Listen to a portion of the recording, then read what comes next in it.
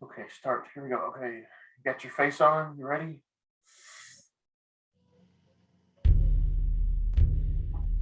Welcome to the Rebel Alliance Briefing Room Podcast. We are here to podcast about anything and everything Star Wars with you. Turn your phone Please silent. visit our website where you can play current and past episodes. That's https://RABR KyleJohansson.us. That's RABR dot KAILEJOHANSEN dot US. On the left-hand side is a navigation menu. You can use this to learn how to load the Rebel Alliance Briefing Room podcast on your Android or Apple phone and tablet. And we have direct links to our podcast on Apple and Google Podcasts. Please participate by connecting to our social media, answering questions of the week, or submitting feedback directly from the site. Again, all of these are available at the Rebel Alliance Briefing Room website at RABR.KAILEJOHANSEN.US. And now, it's time to talk Star Wars. I am Kyle John Johansson, and this is Andrew Scott Sutton. Say hello. Hello. Pepsi and Whataburger are not sponsors of our podcast. All right. So today we're reviewing the Bad Batch episode 15, Return to Camino, and episode 16, Camino Lost. The finale. The finale. Two-part finale, basically. It's See, they both basically start one after the other one. So, and we got a couple news things today. I thought we'd do some more deep diving on a couple things that our Star Wars lore, and then I've got an article here about one of the new shows that's supposed to come out next year. So with that, let's start that. It's time for the news. There we go. So the first article I've got is from Illuminati.com, and they're talking about the new show ACOLYTE. mm-hmm. And that the term ACOLYTE in Star Wars is another meaning for a Padawan that is a dark Force user. So that's what they call, the Sith call their Padawans as an acolyte. And this part of this article is talking about some new people that are cast for the show, because they're supposed to start filming this fall. And there's let's see, let's just say two new characters. Amanda Steinberg is going to be the lead, named Aurora. That's a good name, but that's not a dark name. Well, we'll probably find out what the dark name, their name is. So they always get a different name, like Anakin is Darth Vader. So I guess they've already been turned, and they're just learning the dark side. Could be, or they could. Some people embrace the dark side from the beginning, so they don't. They don't turn. Do they already have their lightsaber? So the crystals doesn't matter, but it's I'm just wondering if there's a place they get their dark side if they get a new lightsaber, that if they get a crystal that's dark. It's, yes and no. So the crystals they use for the Sith, basically they take the crystal and they press it. And what the concept is the reason it's red is because they press it so hard that the crystal actually bleeds. Oh, I did not know that. Yeah, we can look into that deeper. That's interesting. At another time. Maybe we Yeah. can find an article, but we'll find something. We'll get deep into that because that's interesting too. Yeah, I've read about that before. I think actually it was in some of the Clone Wars. Maybe Yoda said something about it somewhere. But anyway, yeah, that's kind of how it works. There's so on this ACOLYTE show, so there's not a lot of details around it. It's supposed to happen in the timeline before all the movies. So before you know, the prequels and everything. It's supposed to be. Oh wow. There's a so that and that whole time is interesting too. I was looking into that the other day. All throughout the history before then, there's always been a battle where the Sith are trying to take over the universe or something like that. And it goes back and forth. And there was actually a long period in that timeline where the Sith were actually in control of the entire, universe or whatever you want to call it. Oh. Different versions the of known realm. Yeah, different versions of what they call the Republic, or they called it something else in the past too. But there's multiple versions of the Republic in part of it. So sometimes it's ruled by Sith, sometimes it's ruled by Jedi, and of course there's a big fights between Jedi's and Sith. But anyway, so this is during that timeline, and we don't really know exactly when yet, when in the timeline it is. I think if you look at our website, let's pull it up here.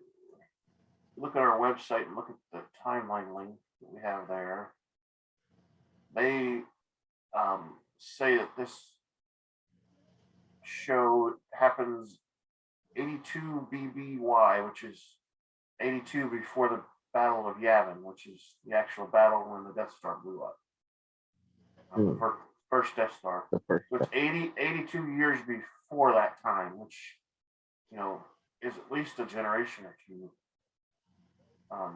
That's almost 100 years. So yeah. Nobody we know is going to be in that show. At least through the movies and such. So anyway, so there's that. There's a new role that they're looking for someone for a character called Miri, Miri.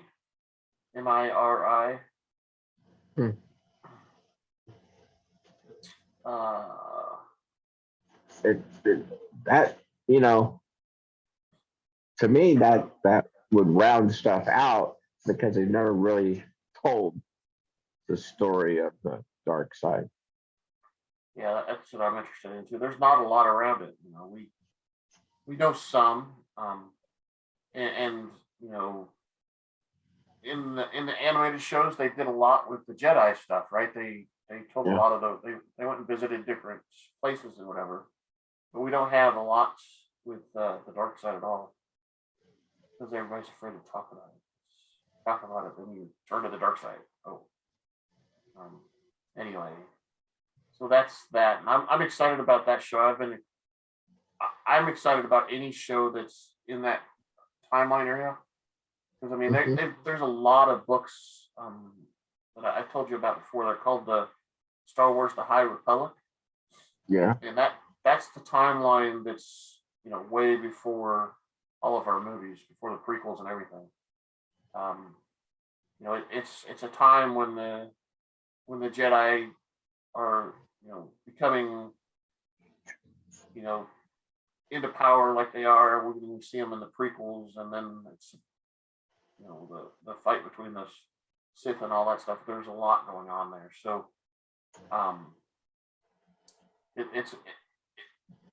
there's talk that they're going to do another series in that timeline too. And like I said, I'm really excited about that whole timeline, because it's a chance for them to do something totally different, right? Because we have no history of it, so it's all it can all be completely new and stuff. Yeah, that's It'll be all new, like you said.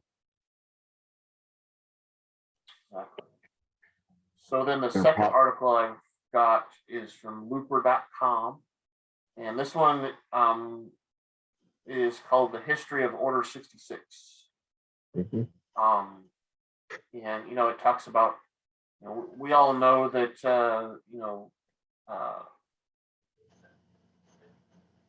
the emperor, appeared on the little hollow things that Yeah. execute Order 66. And then, Yeah, they killed the Jedi, right? So, yeah. all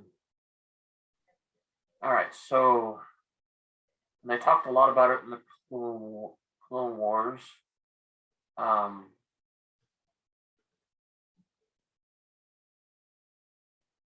So the chips were designed to erase an existing bias or belief, including ones about the Jedi, and to enforce total obedience. That's what happens when Order 66 is basically activated on the chip. So the history part is Master Sifo Dyas commissioned a clone army for the Republic and gave, through the Caminos.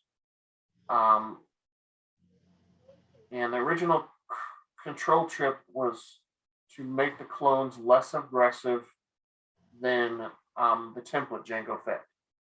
Because Jango was apparently a lot more aggressive. So they wanted to temper them down a little bit, so they weren't as much. That's what the chip was originally designed for. Mhm. And Darth Sidious, the Emperor found out about that. He wasn't the Emperor back then. He found out about this idea along with Darth Tyrannus, which is Count Dooku.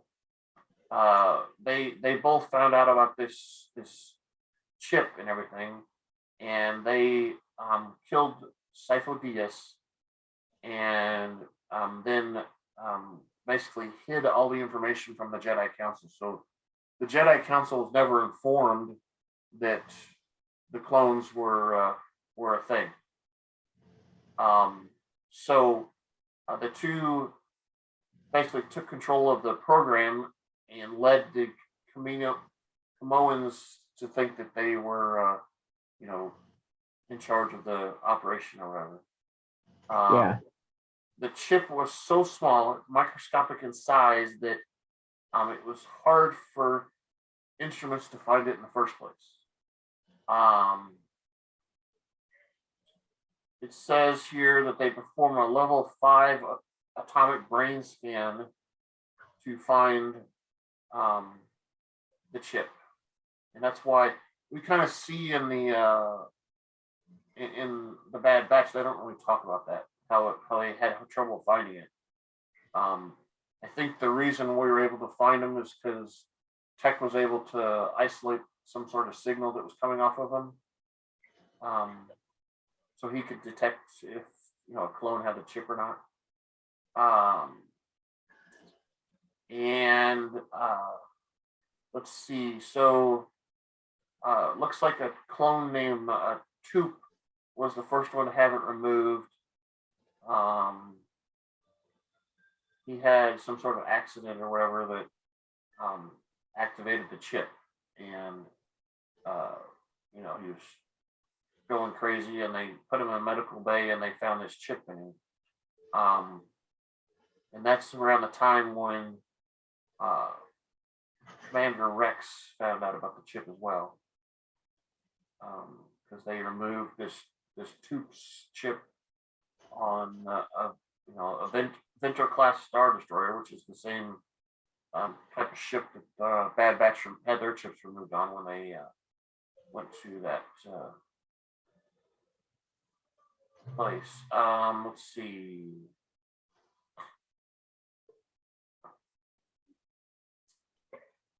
I wonder what. I guess It had to be put in the embryonic stage, I guess, or Yeah, it talks about that.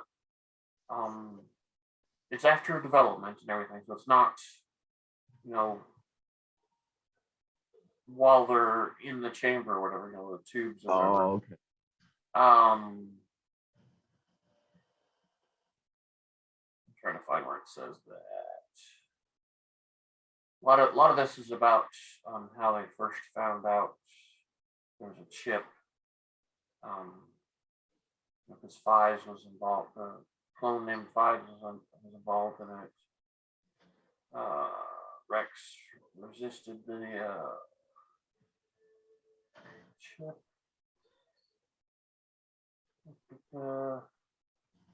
Yeah, this is all a big thing about.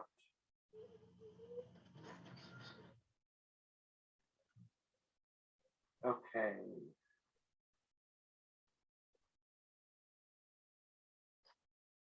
And it also, yeah, it talks in here a little bit about why the Empire phased out clone troopers, which I thought was interesting. There's some quotes in here from a 2014 Comic-Con panel of Dave Filoni. And he explains the clones had accelerated aging, which generally made them unfit for fighting, and their skills and life force depleted rapidly. So, their lifetime was very short, is why. Okay. They could get stormtroopers that were humans that would, they could count on for years, and clones, they couldn't necessarily do that. Let's see what it says. I'm trying to find this part where it talks about when they put it in. Sufferings. Yeah, there's. Yeah, and it talks about how after the clones had done the majority of the killing of the Jedi, Darth Vader commissioned the Inquisitors, and it calls them a group of force-sensitive agents tasked in hunting down any Jedi who survived Order 66. We've So already it's had a force sensitive, so they're not. Yeah, I think some of them are and some of them aren't. Not all of them are actually force sensitive, but majority are. So there's a lot, from what I understand, there's a lot of the Inquisitors that were Jedi and they didn't agree with the philosophy and how things were going, so they became Inquisitors later on. Oh, you mean like what's her name? That quit. Ahsoka? Yeah, but she didn't become. I mean, she didn't go that far, but she. Yeah, exactly.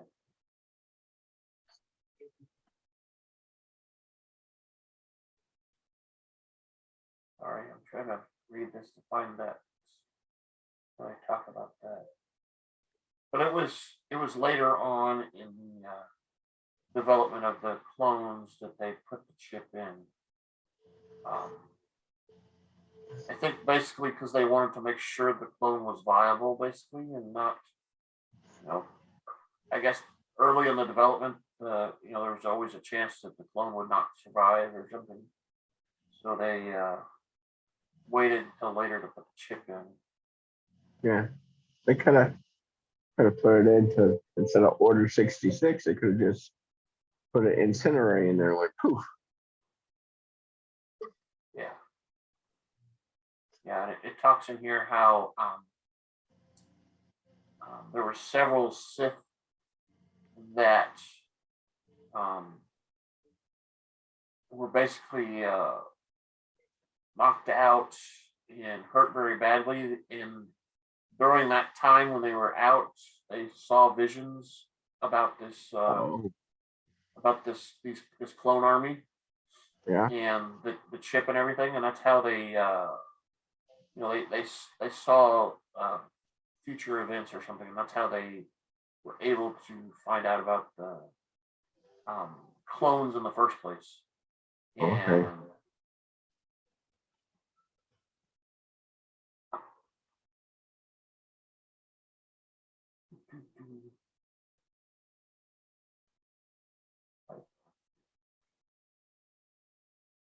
And the chip.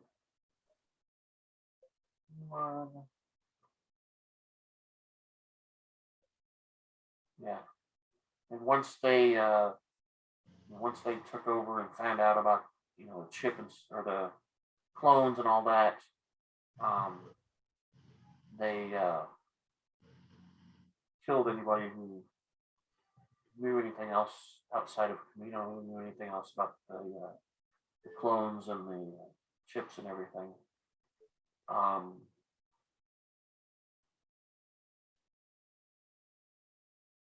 Here we go. They remove a chip from 5s that's perfectly intact, and then they, in the scene, they go to embryo room and discover that the inhibitor chips are implanted in all clone embryos at stage 3 of their development. So they are embryos, like you said, but it's stage 3 time, which I don't know what stage 3 is, but it's not right away. It's later in their development.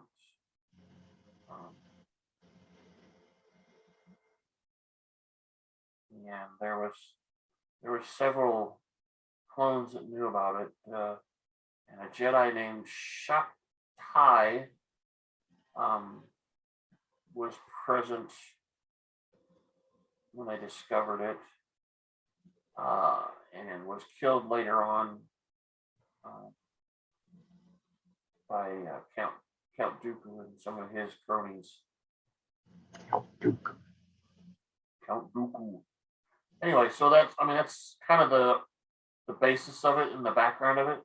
Order 66 was not the original programming. It was added later by Palpatine and his cronies as a failsafe, because Palpatine wanted to basically manipulate the situation so the clones were the reason that they fought with. They started that war, and he could come in and save the day and make peace and all that.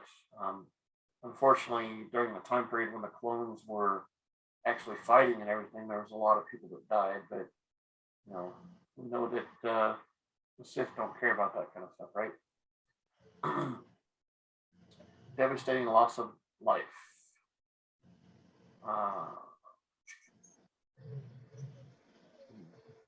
So that's really the background and everything, the basis of it. Anything you got on it? Questions about it? No. No? Yeah, it's pretty simple. It was ingenious, I guess. It was even the original idea of them just making clones so they had the ability to defend themselves, potentially a pre-trained army that they could use and not have to worry about killing civilians or whatever, or recruiting civilians or anything. They had a army that was designed just to do that. Yeah, and then the sabotage of it was even a better idea, I think. Yeah. Go out and get civilians.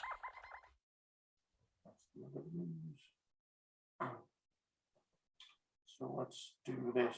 Are you planning your next trip to Tatooine? Well, come on down to Pelly's Mod and Repair Shop, where our droids will spruce up your wagon. We'll service just about anything from Starfighter Corellian Y1300 freighter to a Vespa hovering scooter. If we don't have the part, we can get it. If you qualify for our special program, we'll provide you with any part our Jawas can get. Well, that's right. Come on down to Pelly's Mod and Repair Shop, where we can store fuel and upgrade your vessel. We're located at Tatooine's Mos Eisley Spaceport, Hangar 35. Yeah. Feedback at KyleJohansson.us. That's feedback, KaileJohansen.us.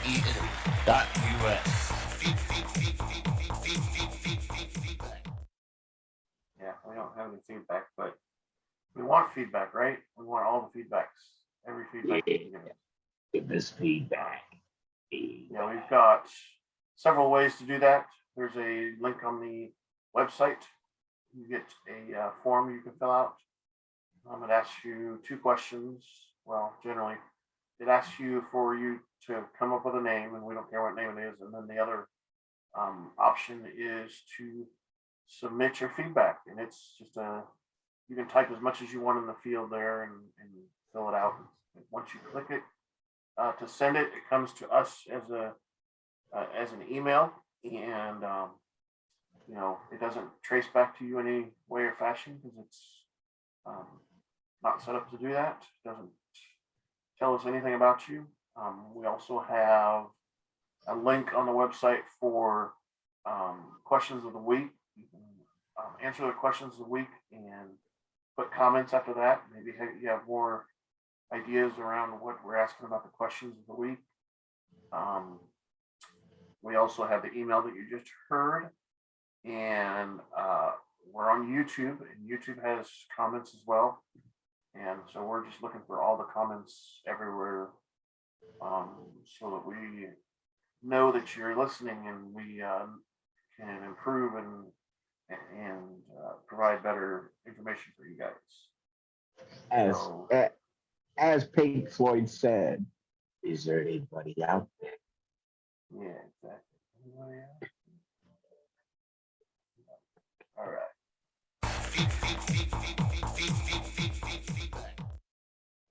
Yeah, that's our feedback section. So let's get into the episodes that we've got. The first one again is season 1, episode 15, Return to Camino, and we see them on their shuttle,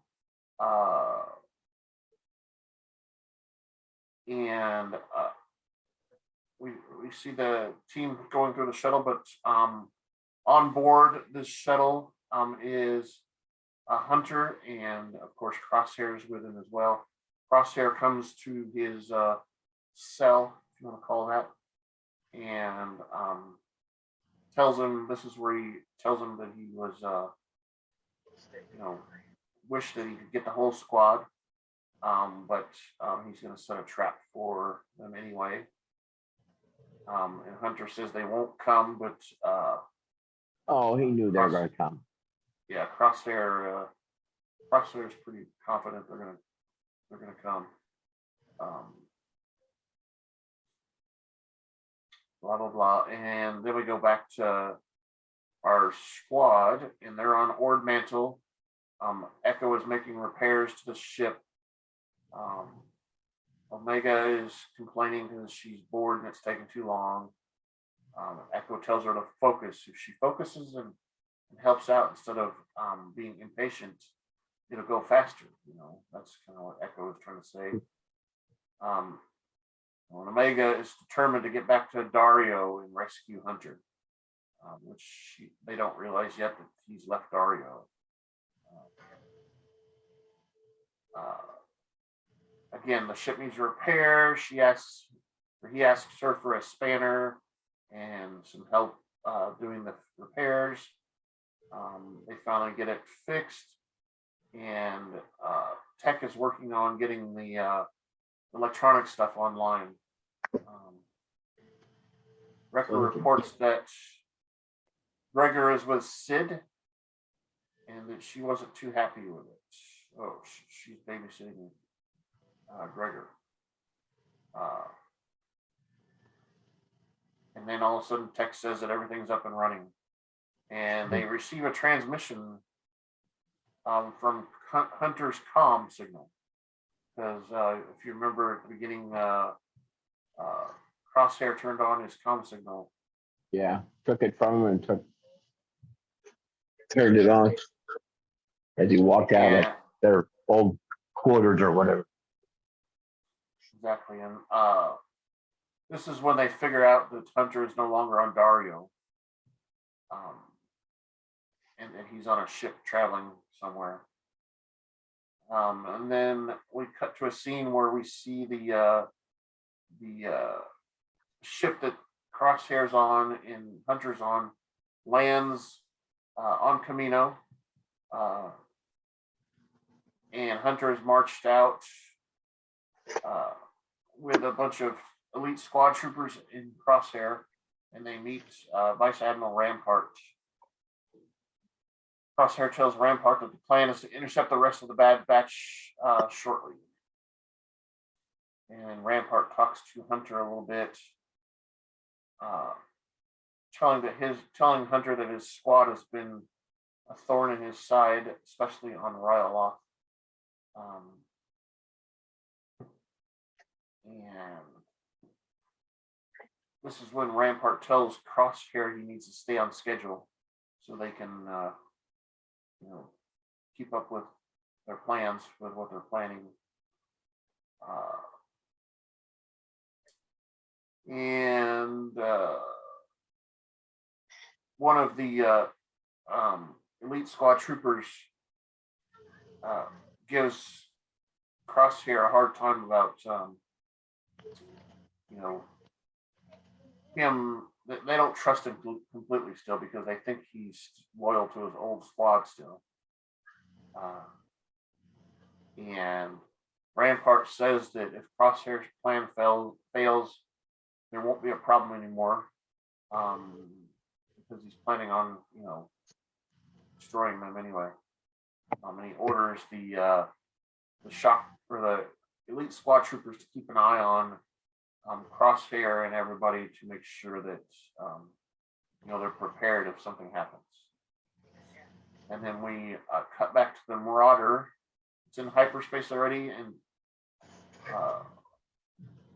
Tech warns that the Empire is probably using Hunter's comm to lure them to Camino, which they've already determined. Well, of course. On Camino. Wrecker says there's no turning back now. They don't leave person We don't behind. leave brothers. Sounds kind of familiar. Kind of something to do with Marines or something. Yeah. Tech asks Omega if she's certain about the coordinates, and Omega explains that the coordinates are a landing pad that can be used outside of Tapio City. Yeah. And It's Echo is cool warning that the all the platforms will be swarming with Empire troopers. And this is where Omega says, "Not this one. You have to trust her." And that's when we see them, coming in on the planet, and they come up, and the coordinates are in the middle of the ocean, basically, in the middle of water. Yeah. And Tech is like, "I'm here. What's going on?" I don't see no platform. Don't see a platform. What's going on? And they,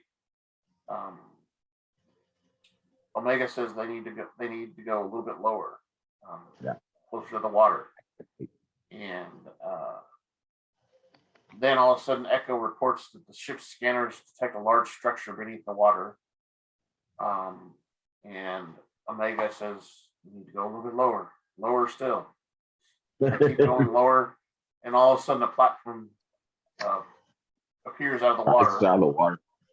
And she explains that it's only triggered if you're a certain height at the water level. Merges, they land. Wrecker thanks Omega for finding this platform, and they ask how they're going to get to the city because they're pretty far away.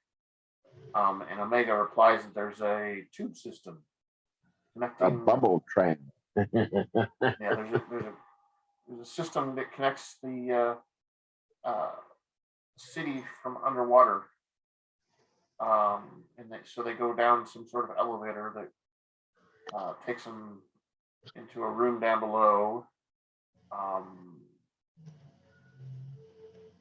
And and they ride through the tunnel system to go. And this is where Omega says that the tube they're on leads to Nala Say's secret underwater lab, private research lab. That's what they called it.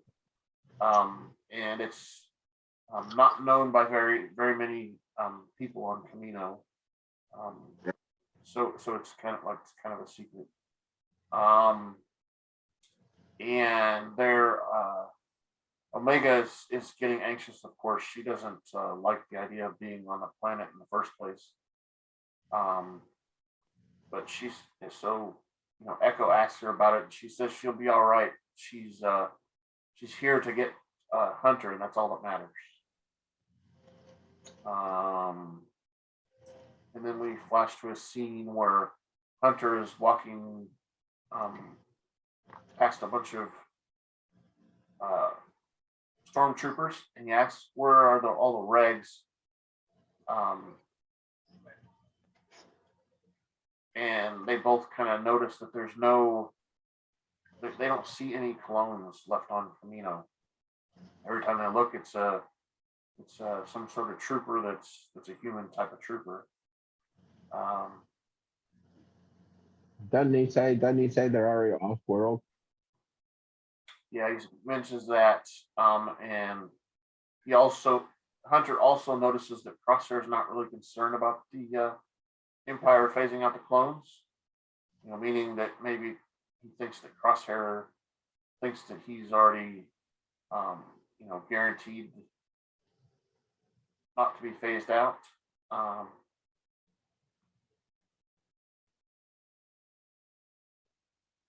Crosshair just seems to be getting darker and darker.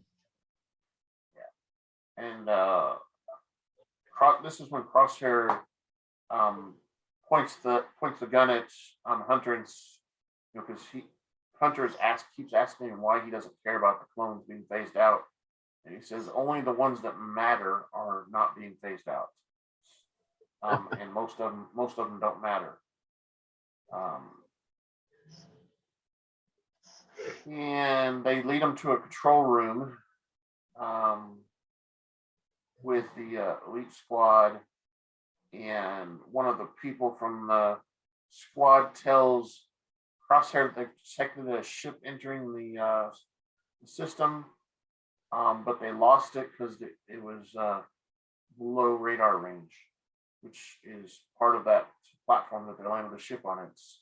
It's so close to the water, they don't scan that close to the water, because they don't want to pick up wildlife, I guess.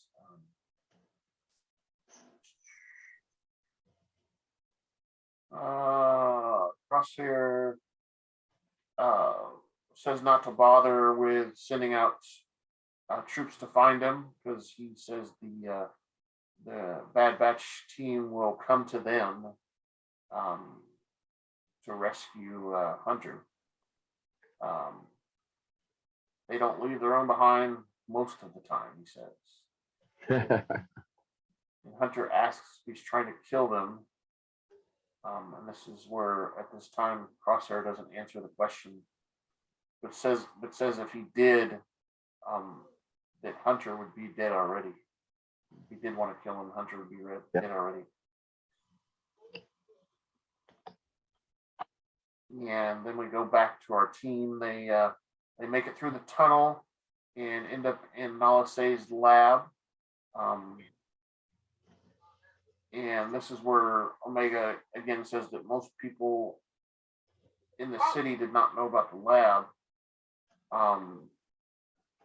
So they kind of found a pretty good hideout about it, and it may not even be on some of the maps that are for the city. And Wrecker is making conversation. He says, "What's so special about this lab anyway?" And Omega explains that this is the lab where she was created and the rest of the Bad Batch were created. Yeah. Where their mutations were enhanced and everything. And she was present during the creation of every one of the Bad Batch Unit 99 clones. So there it is. She's older than them. she's older than them, and yeah, and that's when More knowledge. Echo reports that all the files have been wiped and there's nothing left on the system. So the Empire is kind of cleaning up and deleting all the drives and everything on Kamino.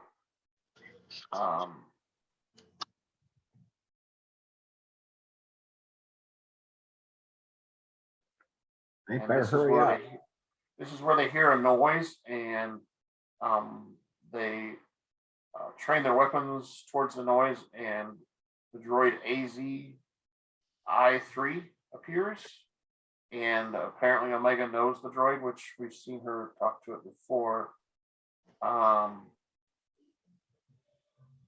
he's hiding down there because the Empire is deactivating non-essential droids. We're sending them off-world to be eliminated.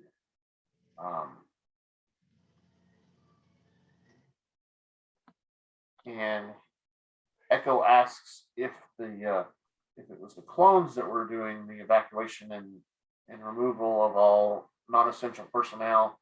And this is where AZ says that the other troopers that aren't clones were doing all this,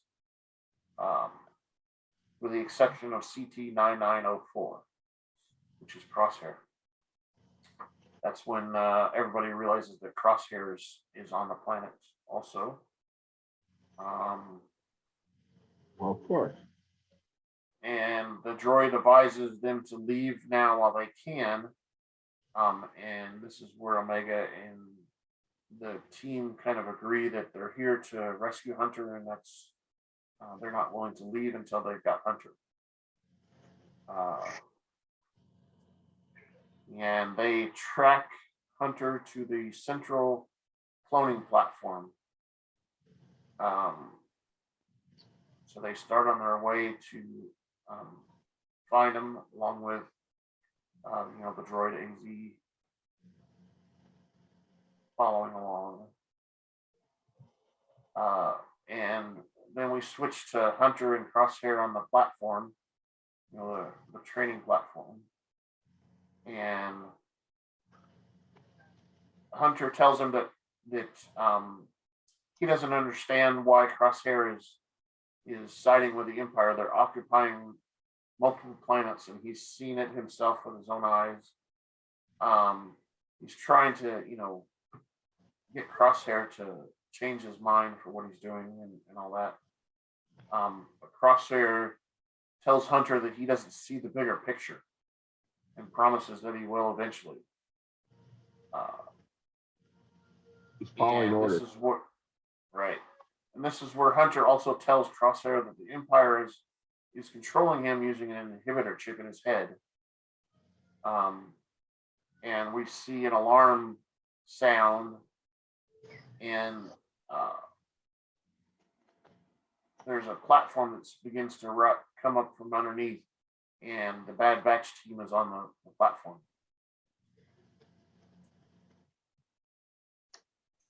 In the corridor, blah, blah, blah. And they notice he's in there.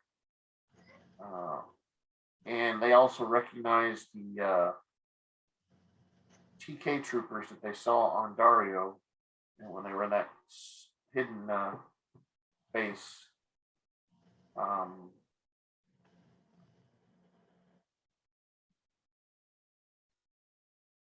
Crosshair's crew. Yeah, Crosshairs. Well, I mean, TK troopers are some of the human troopers too. They don't really like Crosshair, but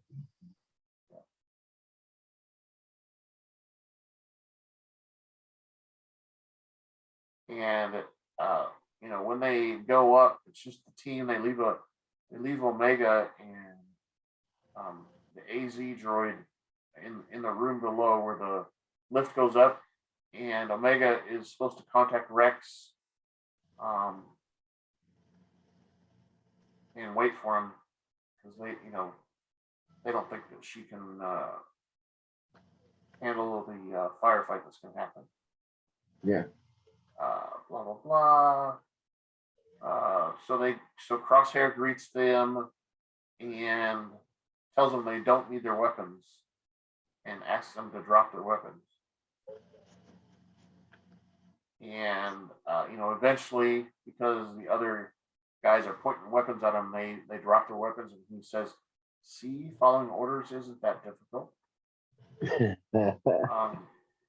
And he asks where Omega is. And this is when Wrecker says they didn't bring her. And Crosshair says, "Oh, you've never really been a good liar." Yeah.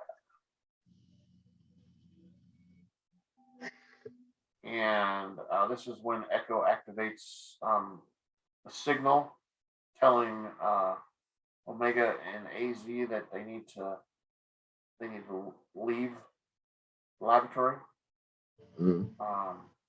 But Omega is unwilling to leave, and the droid is still trying to tell her it's a bad idea. It's very dangerous. Must go. Yeah, and this is where she activates several of the training droids. Several. A few too many. Yeah, and it's eventually the training droids take out the elite squad and several other troopers that are there. And we see, because there's so many of them, eventually Crosshair joins the team to defeat all the training droids. Mm-hmm. And we hear, during the fighting and stuff, Hunter and Crosshair are talking. And he says Crosshair says he had no intention of killing them despite their treason. And that's when Hunter says they're loyal to each other and not necessarily the Empire. And this is where Crosshair points out again that they're loyal to each other, but not to Crosshair. And Crosshair offers Hunter, and they eventually end up defeating most of the droids. This is where Crosshair offers the team a chance to join him in the Empire.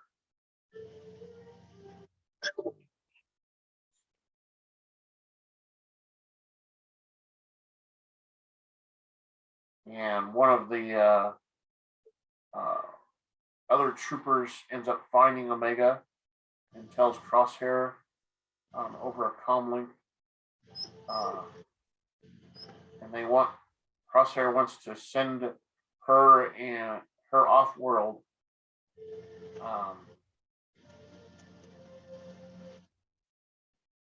And this is where Hunter says that she's not going with him, that Omega belongs to the Bad Batch team. Go. And Crosshair says that she has no she shouldn't be with the team because they're always in danger. She's just a child. She shouldn't be pretending to be. She's not just a child. Yeah, she shouldn't be pretending to be an adult.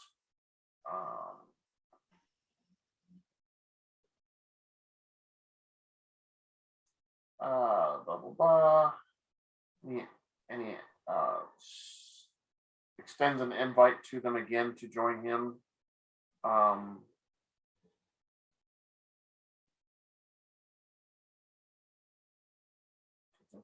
Hunter asks Crosshair why they should trust him, and Crosshair orders his troopers to stand down.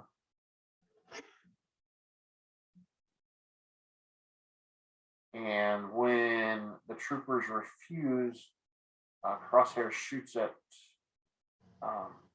other troopers, the other squad troopers. I thought one got on. That's the one that got out. That's the one that got out and found Omega. Yeah. He left before all this happened.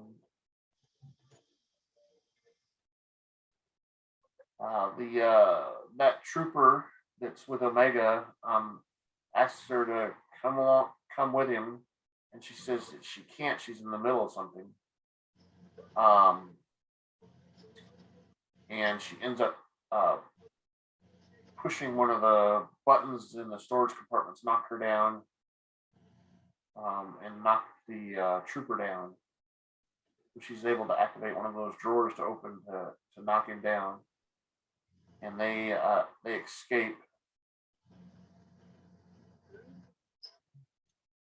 This is where Crosshair is still trying to convince them to join. They're meant to do more than just drifting through the galaxy. And Crosshair says not to make the same mistake twice and not to become his enemy. Hunter responds that they were never enemies. Were never. Yeah. And okay, so they Bad Batch kills all the droids, blah blah. And then we see a scene where Batch squad, she quickly retreats with a droid, sealing the exits of the training room, and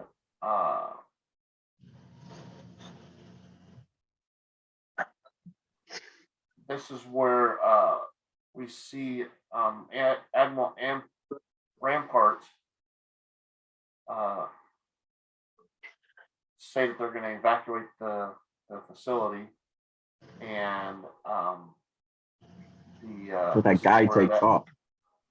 And this is where that one droid, or not one droid, a trooper is informing Admiral Rampart that he doesn't trust Crosshair anymore, that he's lost control of the situation. And Rampart says that once all the forces have been pulled out, the clones will die together. The whole squad will die together, including Crosshair.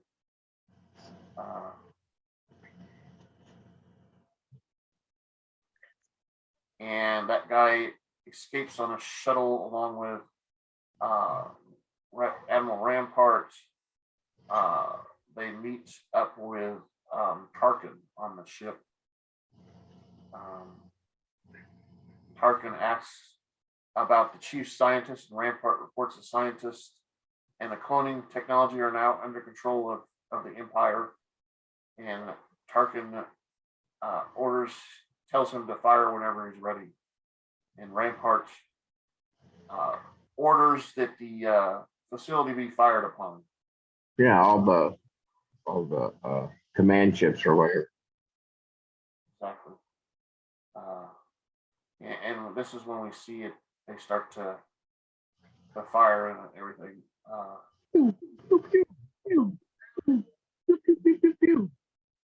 And Omega escapes up to the training area facility. And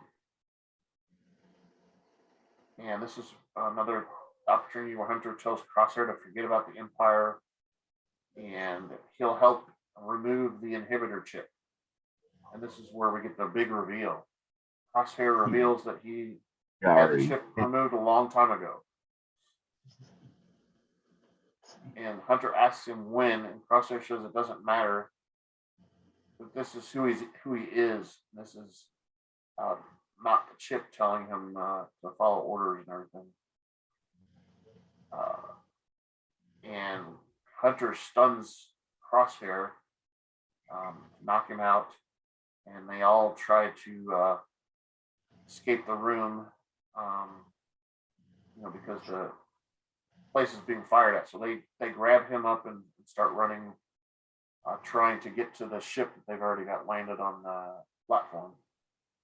And this is where Tech tells them that there's 3 Ventor class ships that are firing. Like I said, they're running through the corridors, blah blah blah, and the facility is getting Blow to destroyed. pieces. And that's that? when we end the show. It's the elevator, didn't they? Nope, they ended as we watched the ships fire on the city. Pew pew pew pew. They're firing like crazy, right? Pew pew pew pew pew pew pew pew. And so that's the end of the episode, and that's brings up my question for that episode of the week is: does Crosshair really think that he could be useful to the Empire? And we assume he does, because he keeps trying to convince our team, right? Yeah, he thinks he is, or whatever. But do you think really he is? Do you think the Empire has a use for him? Or No. are they just No. trying to eliminate a threat? They're just trying to eliminate them all. That's kind of what I think too. They're trying to get them together because they're pretty hard to capture in the first place. Yeah, the generals don't care.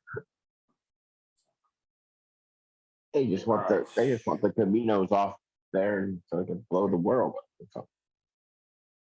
Yep. And so that's the end of that one. So let's do a wands real quick. We are proud to welcome our latest sponsor, Juan's Cantina, where every first week of the month on the standard galactic calendar we celebrate what the ancients call Cinco de Mayo. Come join us at Juan's for the food, mariachi music, and 34 flavors of margaritas. That's Juan's Cantina right next to the Hangar 94 of Mos Eisley Spaceport. On day 2 of the week is Taco Tuesday. All tacos are half a credit each, and enjoyed with our house margaritas. Juan's Cantina also serves the galactically famous Dos Camarones Azul Cerveza, imported directly from Kessel. Thank you again for our latest sponsor, Juan's Cantina. Juan's Cantina, yeah. Lots of margaritas. 34 flavors, they say. So the next episode is episode 16, Camino Lost. And the title is very descriptive on, as we can see from the previous episode. This episode returns to the same scene where the ships are shoo firing at the city and destroying it. And there's a point where the building or whatever of the city is anchored. They shoot it out and it starts to fall into the water, and it falls down, so there's nothing attaching anymore, so the entire building or whatever is falling sideways through the water. And that's where we see our crew is starting to slide down the decks of the floor and stuff, and they're trying to grab onto stuff. Eventually most of them catch onto something, but then the building hits bottom, and it's such a jolt that it knocks them all down, and stuff piles on top of them. Knocked to the ground. Omega is separated from the others by a malfunctioning door.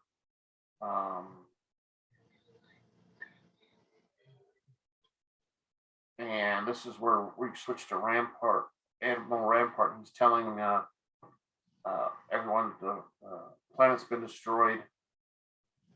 Everything's collapsing into the sea, and he's very pleased at the destruction. And he orders them to rendezvous with the rest of the Imperial fleet. And then we come back to our team. They're still knocked out, but the AZ droid wakes up and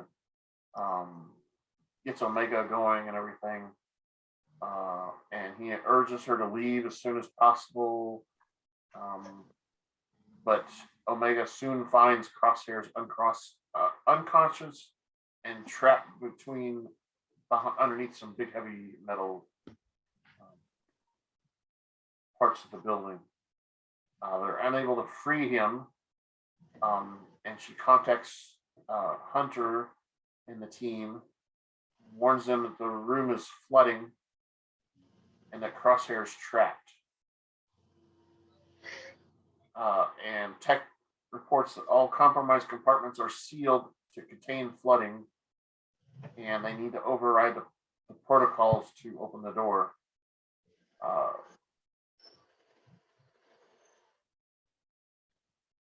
This is where we see Wrecker trying to pry open the blast doors. And Crosshair wakes up and is greeted by the droid and Omega trying to get him free. Meanwhile, they're still trying to get the door open. Omega dives under the water to struggles to free him. And she tells AZ to go underwater and use his boosters. Omega fires her energy bow at the debris to loosen it up.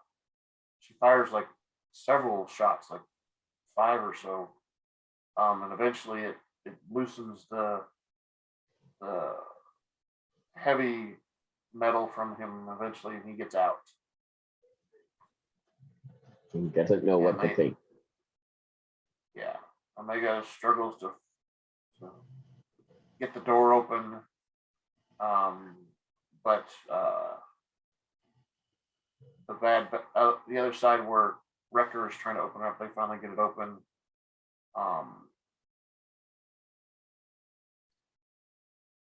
And this is where Hunter explains that the Empire is the one that was firing at the city. Tech says they have to get topside before the entire structure is all the way to the ground, I guess. So stressful. And they finally figure out that they can't get through any other way. They have to go back through the tunnels so they can get to the ship. And they start going through the tunnels underwater. And Omega is looking at the incubator tanks. She's got her hand up there. She's not happy that they're destroyed.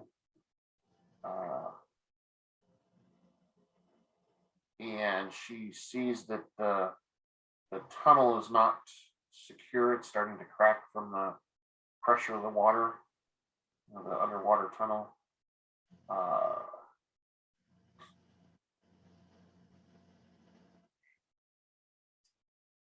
And they start to see water coming in through cracks in the tunnels.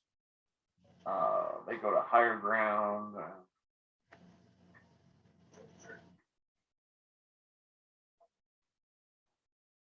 They just gotta go. They just gotta get out of there. Run. Gotta get out of there. This is where they end up at their old barracks, and Echo says that the place doesn't smell as bad.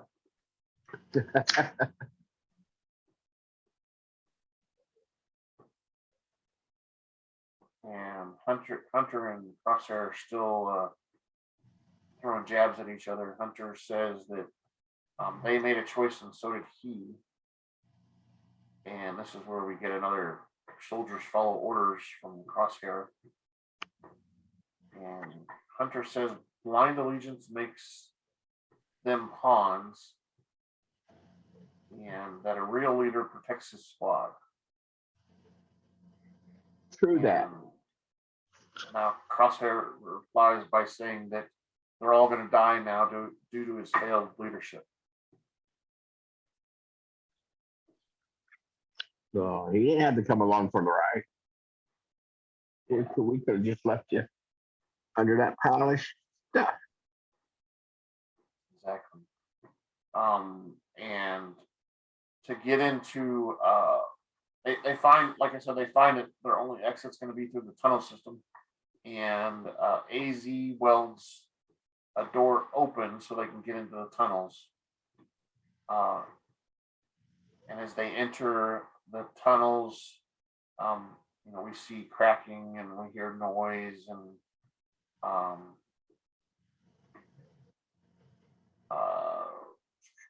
Wrecker blames him for the mess. Blames Crosshair for the mess they're in, because they wouldn't be there if Crosshair wouldn't have done all this stuff.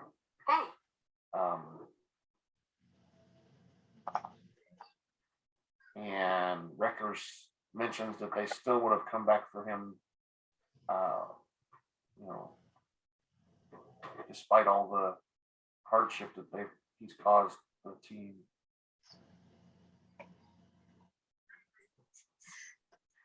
Crosshair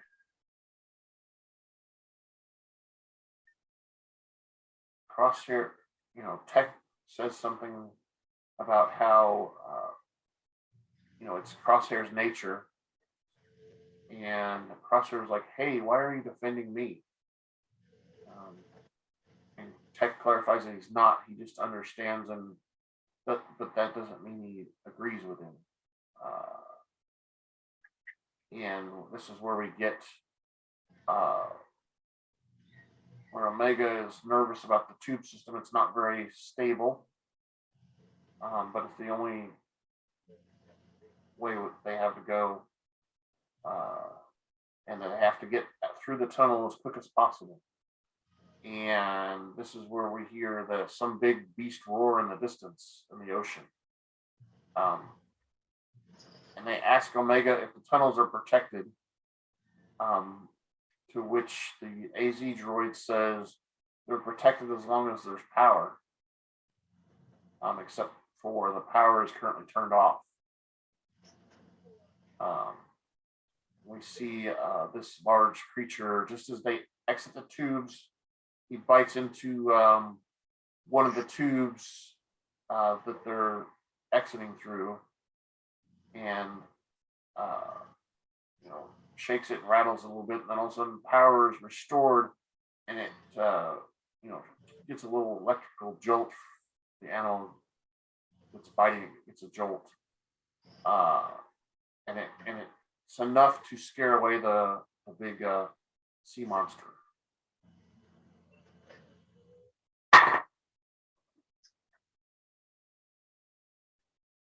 And they quickly seal the tunnel. They escape and seal the tunnels so that when the tunnels begin to collapse, they don't get flooded. And shortly after that, the power shorts out in the systems, and they have to climb through a hatch that leads to Nalisay's lab again. And Crosshair is asking what the heck this area is about, and Tech explains that this is where the mutations were their mutations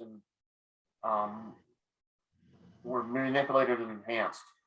And Crosshair's like, well, how would she know about that? Because he's referring to Omega telling him. And Tech explains that she was there, and that this means that she's technically older than them, kind of like we said before.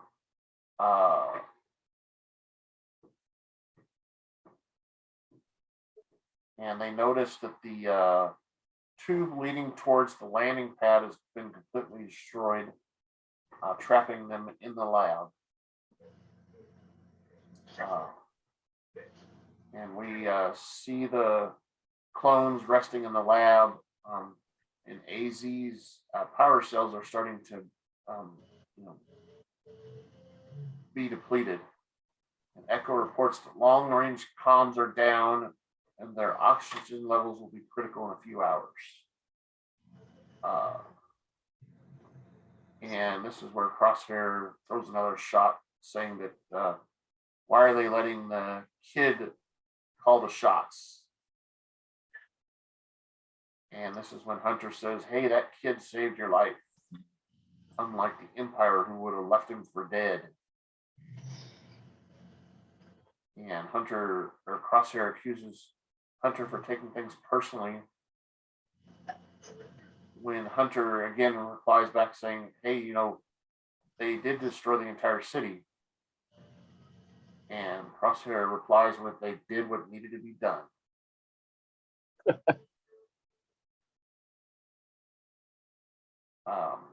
And Crosshair says that the regular clones and Camino is the Galactic Empire's time is over.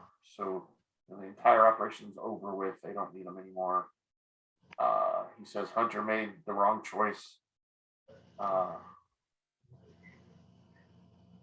Hunter warns Crosshair that the Empire only How can Hunter make the wrong choice when he was made a clone like he is, just like Crosshair? I mean, he makes the wrong choice on what side he's on. Yeah, well, I think if they would have gone back, they all would have been killed too, even Crosshair. Yep, I agree. I think they probably would have too. This is where Hunter says that Crosshair is only a number to the Empire. And then we see Crosshair sitting off to himself, and he's contemplating that idea. And Omega comes over and sits next to him.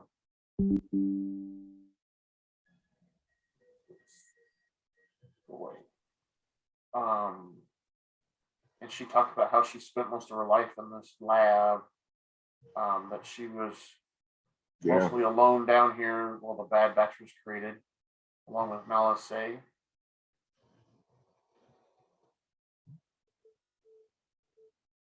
she says that she was made here also, and he replies that doesn't, just because she's a clone doesn't make her one of them.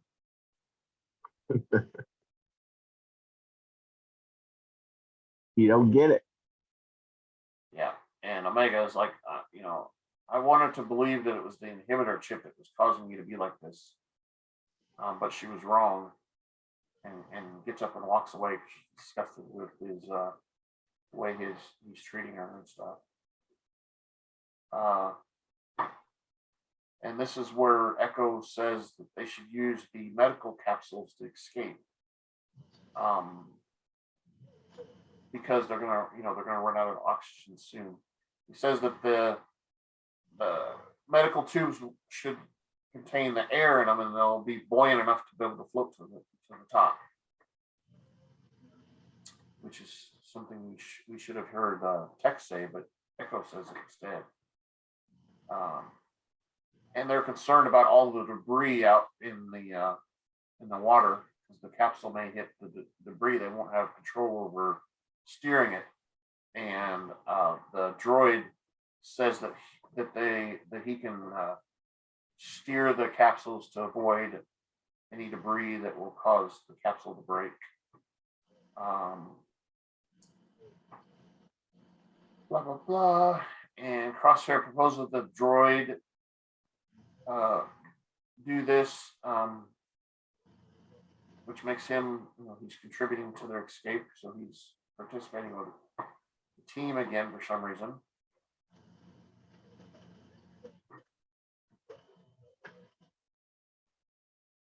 And AZ gives a commitment and says that their well-being and safety is his primary objective.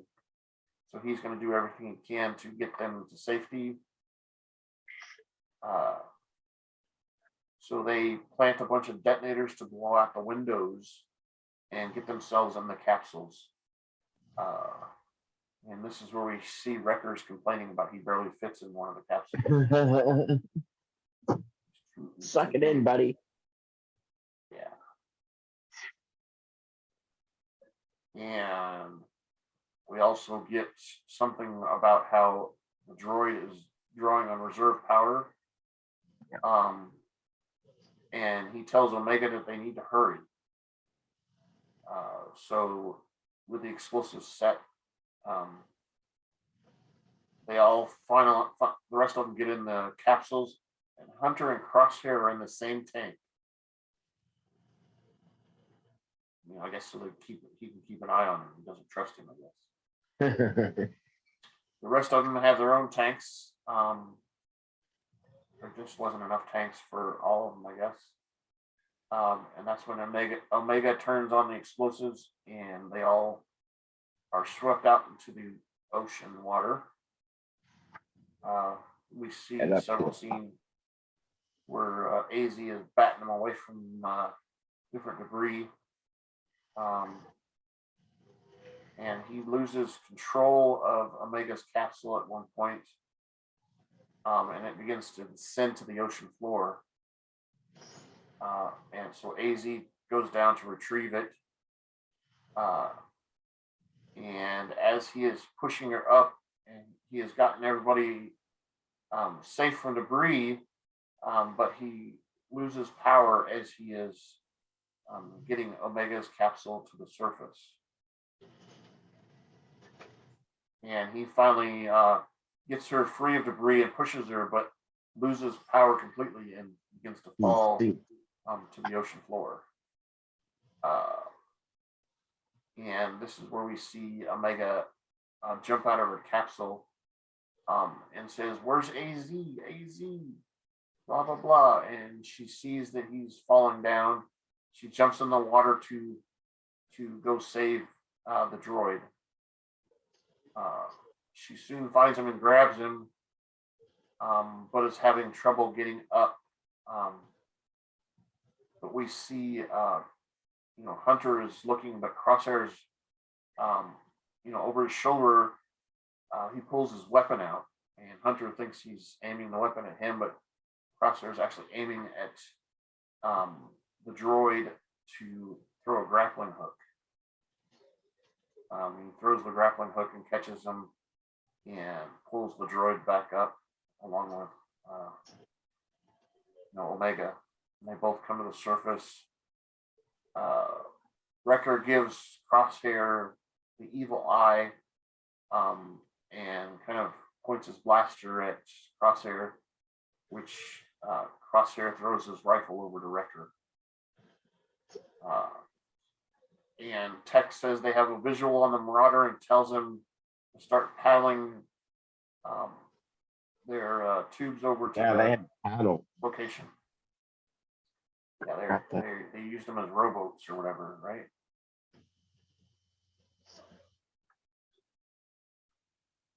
The canoe thing. And it says at daybreak they reach the landing platform, and they kind of get up there and watch the rest of the city burning in the background. They can see it in the distance. Tex says that they should hurry up and leave before the Empire scouts show up. Wrecker asks Crosshair if he's coming with them, and Crosshair says that none of this has changed anything. Hunter tells Crosshair that he offered him a chance, and this is his chance to join them again. And Crosshair replies that he's made his decision already. Hunter says that they want things to be different, and it doesn't make them enemies. And we see Crosshair staring off into the horizon, kind of ignoring the team. They all climb aboard the Marauder, and Omega stands out with Crosshair for a little bit before running in to join. She thanks Crosshair for saving the AZ droid, and Crosshair tells her to consider them even, meaning, he saved her, she saved him, so they're even. And she tells Crosshair that she's still her brother, and he's her brother too. And Crosshair's sad that he's going to be left alone. And then we later see, as the ship's leaving, we go to another ship and we see a starfighter escorting a transport shuttle to the planet Wayland. It lands on a base in a mountain, and clone commandos escort Nala Se off the ship. She's greeted by a medical officer who tells her that they admire her talents, and that Nala Se the Empire has big things for her, and they escort her inside the base. Dun, dun, dun. That's the end of the episode. They don't want, all they want to do is learn about that clone, Yep. They'll get rid of her. Yep. Once they figure out the technology, they'll probably get rid of her, is my guess. But yeah, so that is the end of the episode. My question that I put here is kind of a silly one, but it's do you think that we'll see AZ as part of the team in season 2, since they rescued the droid and everything? Yeah. So we're gonna have They ain't just gonna throw them away. yeah.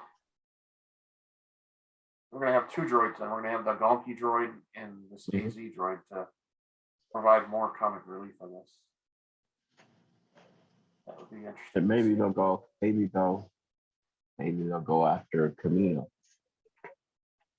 Or what's her name? The rescue her. Yeah. Could be they do. That planet base thing, Wayland, that's the same planet that I told you about that Thrawn uses to clone different people. They use the technology that they learned from the Camoans, and they end up cloning different things. And there's a supposed project that has to do with that supposed replacement of the Emperor. What was his name? The big guy. Yeah, I've got a thing of it over here. It is Supreme Leader Snoke. It's supposed to be a Project Snoke that gets created not long after Nala Se is on that planet, which is the project where they try to clone Palpatine and put his essence into a clone.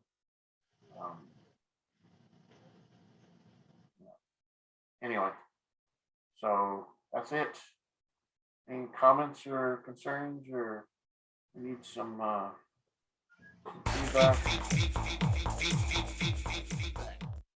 Everybody give us feedback, answer the questions, tell us what you thought, tell us what we did wrong, tell us if we have bad opinions, tell us all of it.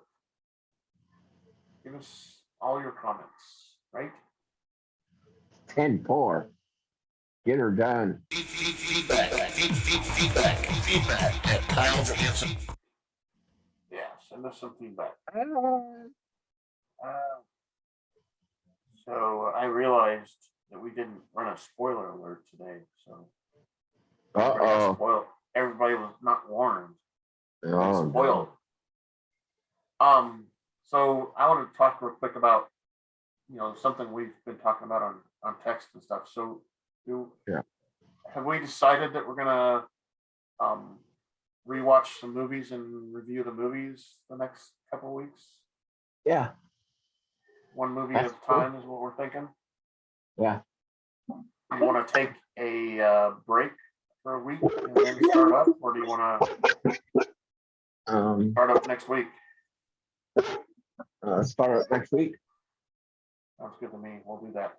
So we're in preparation for the Obi-Wan Kenobi. We're gonna watch some of the prequel movies and kind of learn more about Kenobi and everything like that in preparation for the show coming up.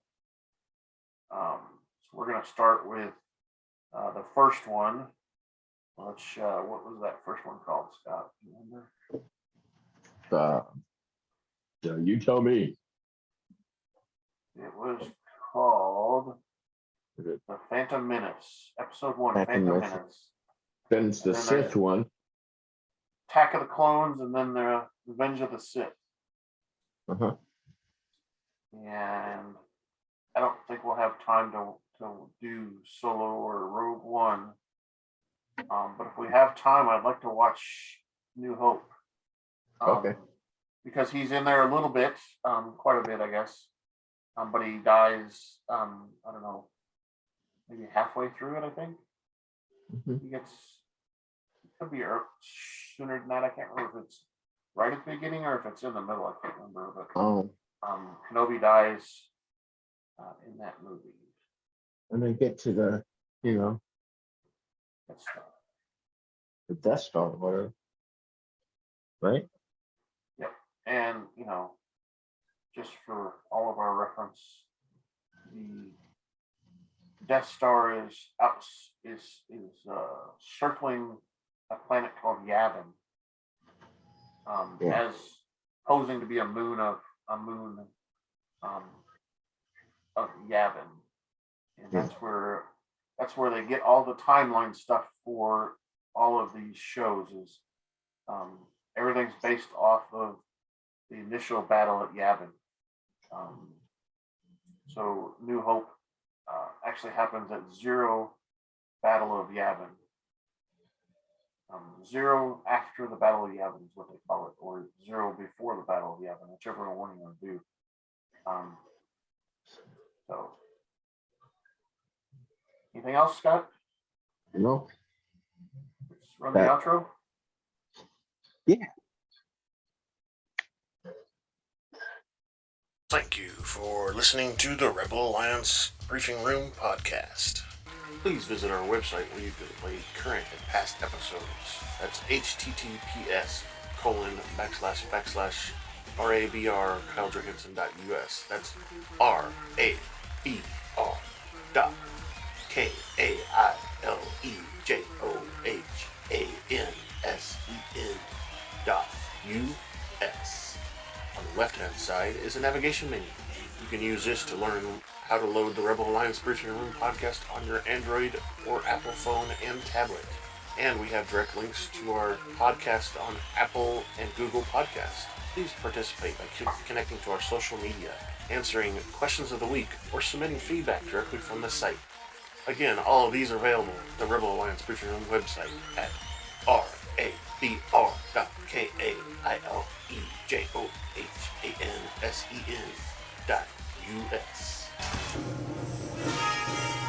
This podcast in no way is approved, sponsored, or owned by Lucasfilms Ltd., Disney, Disney Plus, or any of its subsidiaries. All opinions are solely owned by Kyle and or Scott, and in no way express the views or opinions of their past or present employers. Views and opinions are not supported or restricted by Lucasfilms Ltd., Disney, Disney Plus, or any of its subsidiaries. Any rebroadcast, reproduction, or other use of this podcast and its affiliate sites without consent of Super Duper Podcast Network and its host is prohibited. I am Kyle Johansson, and this is Andrew Scott Sutton. Say goodbye now.